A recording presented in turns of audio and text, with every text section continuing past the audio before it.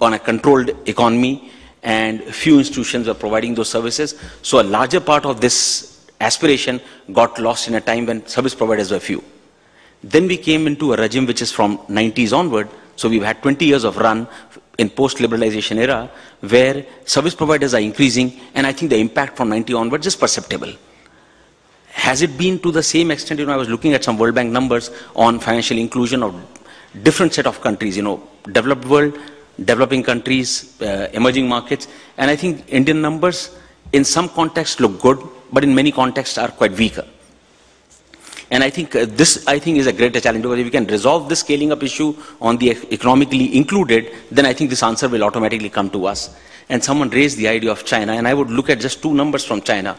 The total depository accounts in China are 125 million, as against 16 million or 17 million now with us.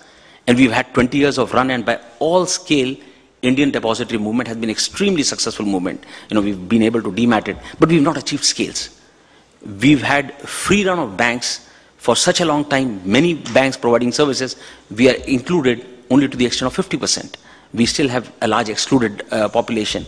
So I think somewhere we need to find out that are we doing enough for those whom the service could be provided today, rather than conceptualizing a product who could be included in this process tomorrow and day after.